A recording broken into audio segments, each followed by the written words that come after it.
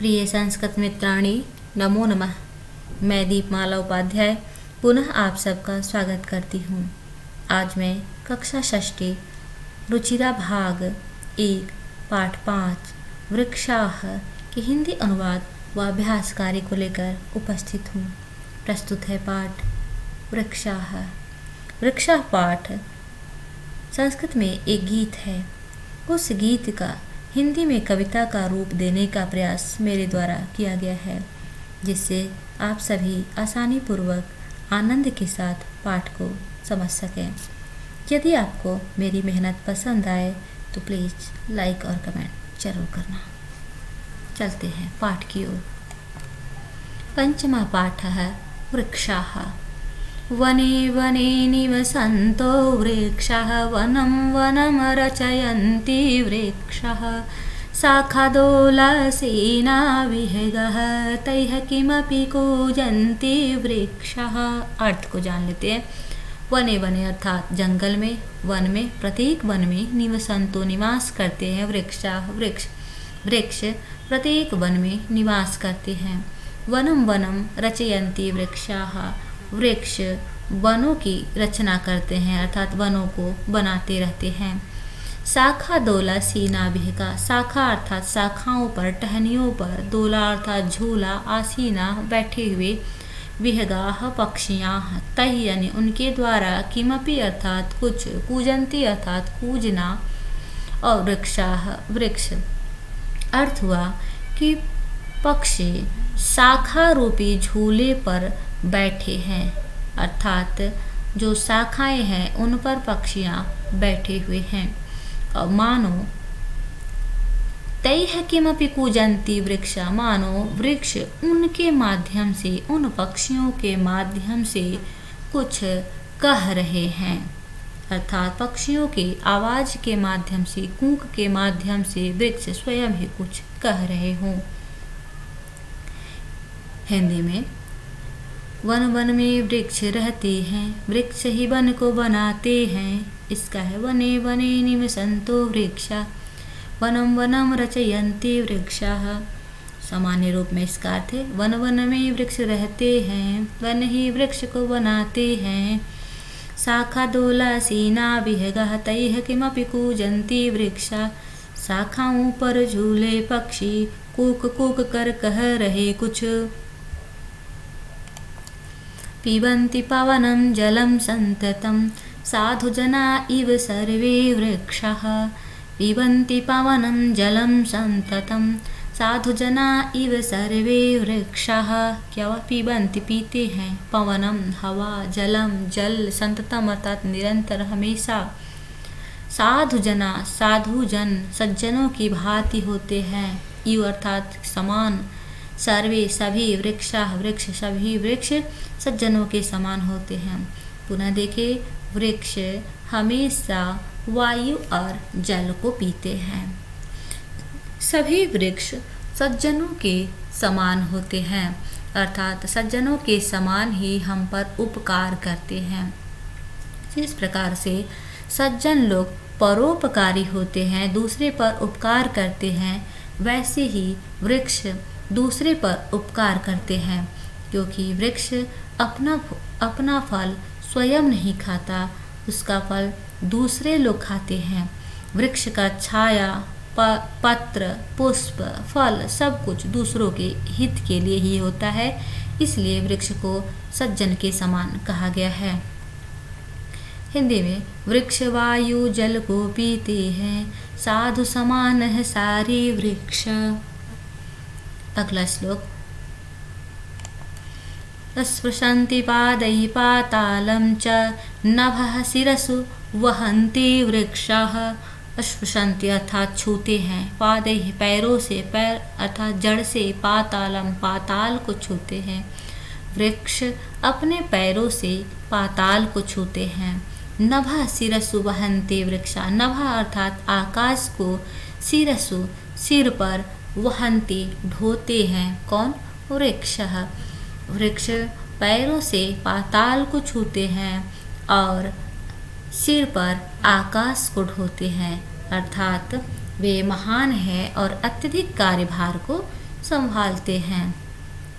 हिंदी में अर्थ, पैरों से पाताल को छूते, सिर पर ले आकाश को ढोते। स्पशन्ति पादै पातालं च नभशिरसु वहन्ति वृक्षा। पैरों से पाताल को छूते, सिर पर ले आकाश को ढोते। अग्रे, पयोदर्पणे स्वप्रतिबिम्बं कौतुकेन पश्यन्ति वृक्षः। क्या पयोदर्पणे, जल रूपी दर्पण में, जल रूपी दर्पण में स्वप्रतिबिंबम, अपनी छाया को, अपने स्वरूप को, कौतुकेन, कौतूहल से, पश्यन्ति वृक्षा, देखते हैं, आश्चर्यपूर्वक स्वयं के प्रतिबिंब को देखते हैं। यह भाव है कि वृक्ष अपनी छाया को जल रूपी आईने में बहुत ही आश्चर्यपूर्वक देखते हैं। हिंदी में, जल में खुद के प्रतिबिंब को कौतूहल से देखे वृक्ष। प्रसार्य स्वच्छाया संस्तरणं कुर्वन्ति सत्कारं वृक्षः। प्रसार्य, फैलाकर, स्वच्छाया, अपनी छाया को, संस्तरणम, संस्तरणम अर्थात बिस्तर, अर्थात वृक्ष अपनी छाया रूपी बिस्तर को फैलाकर कुर्वन्ति सत्कारम वृक्षः, लोगों का आदर सत्कार करते हैं। अर्थात पेड़ अपना छाया रूपी बिछौना को बिछाकर सभी जीवों को अपनी छाया में विश्राम करने के लिए आमंत्रित करते हैं। हिंदी में, अपनी छाया को फैलाकर करते सबका सत्कार वृक्ष। यहाँ पर पाठ का हिंदी अनुवाद पूर्ण हुआ। चलते हैं अभ्यास कार्य की ओर। वचनानुसारम रिक्त स्थानानि पूरयत, रिक्त स्थान की पूर्ति करना है वचन के अनुसार। जैसे एक वचन, द्विवचन और बहुवचन लिखा हुआ है। वनम, वने, वनानि, अर्थात यहाँ पर द्विवचन का द्वितीय विभक्ति एक वचन, द्विवचन और बहुवचन का रूप दिया गया है। वनम, वने, वनानि। जले लिखा है तो जलम, जले, जलानि। बिंबम है तो बिंबम, बिंबे, बिंबानि। वृक्षम है, वृक्षम, वृक्षो, वृक्षान। वैसे ही पवनान है, पवनम, पवनो, पवनान। जनम, जनौ, जनान। यह रूप बनेगा। कोष्ठकेषु प्रदत्त शब्देषु उपयुक्त विभक्तिं योजयित्वा रिक्तस्थानानि पूरयत। अहम रोटिकां खादामि, रोटिका। त्वं पिबसि, तो क्या हो जाएगा? जलम, तुम जल को पीते हो। छात्रः पश्यति, दूरदर्शनम, तृतीय विभक्ति का प्रयोग होगा। वृक्षा पिबन्ति, पवनम। ताः लिखन्ति, कथां लिखन्ति। एक छूट गया है। आवाम जंतुशालां गच्छावः, हम सभी जंतुशाला को जाते हैं। अधोलिखितेषु वाक्येषु कर्तृपदानि चुनुत, कर्तृपद चुनना अर्थात कर्ता लिख चुनना है। वृक्षाः नभः शिरसु वहन्ति, वृक्ष नभ को सिर पर धोते हैं। यहाँ पर कर्तृपद क्या है? तो वृक्षा है। वृक्षाः कर्तृपद है। और यही पूछा जाए क्रियापद तो वहन्ति क्रियापद हो जाएगा। विहगा वृक्षेषु कूजन्ति, पक्षियाँ वृक्षों पर कूज रही हैं। तो विहगाः कर्तृपद और क्रियापद कूजन्ति होगा। पयोदर्पणे वृक्षाः स्वप्रतिबिम्बं पश्यन्ति। पयोदर्पणे जल रूपी दर्पण में वृक्ष अपने प्रतिबिंब को देखते हैं। तो कौन जब लगाएंगे, कौन से जो उत्तर मिल जाता है उसे ही हम कर्तृपद कहेंगे। तो कौन देखता है? वृक्षाः, ये कर्तृपद हो गया। और पश्यन्ति देखना क्रियापद हो गया। कृषकः अन्नः उत्पादयति, कौन अनाज उत्पन्न करता है? किसान अनाज उत्पन्न करता है, तो कर्तृपद हो गया। और उत्पादयति क्रियापद हो जाएगा। सरोवरे मत्स्याः सन्ति, सरोवर में मछलियाँ हैं। सरोवर में कौन है? मछलियाँ हैं। तो मत्स्याः कर्तृपद और क्रियापद सन्ति होगा। प्रश्नानाम उत्तराणि एक पदेन लिखन, एक पद में उत्तर लिखना है। वृक्षाः कैः पातालं स्पृशन्ति, अर्थात पादे अपने पैरों से पाताल को छूते हैं। वृक्षाः किं रचयन्ति, वृक्षाः वनं रचयन्ति।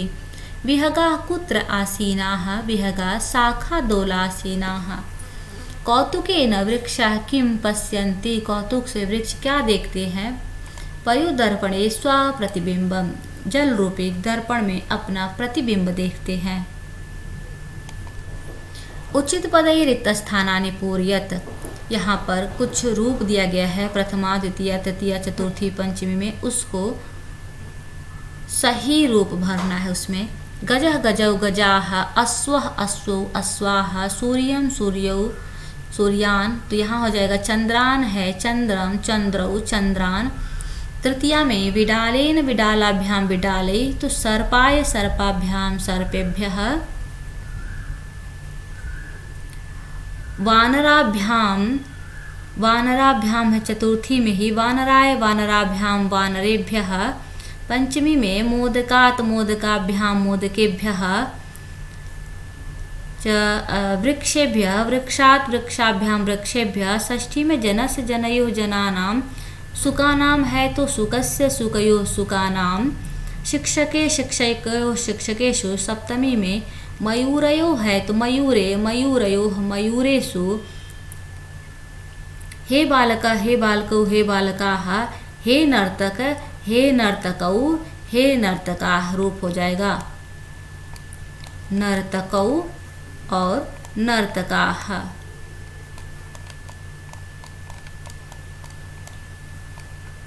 हे का प्रयोग आगे कर देंगे।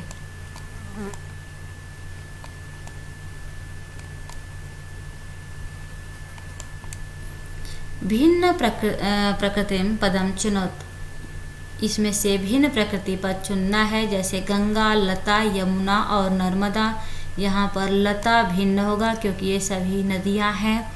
उद्यानम कुसुमम फलम चित्रम, तो चित्रम ये अलग है क्योंकि ये सभी संबंधित उद्यान से है। लेखनी तूलिका चटका पाठशाला, तो चटका अलग होगा क्योंकि पाठशाला में लेखनी और तूलिका भी होता है। आम्रम कदली फलम मोदकम नारंगम, तो मोदकम अलग है क्योंकि ये मिष्ठान है, बाकी सभी फल हैं। धन्यवाद। यहाँ पर इस पाठ का अभ्यास कार्य पूर्ण हुआ। इस प्रकार की अन्य जानकारियों के लिए चैनल को सब्सक्राइब करें, लाइक करें, कमेंट करें। तब तक के लिए नमस्कार। मिलती हूँ फिर अगले वीडियो में। धन्यवाद।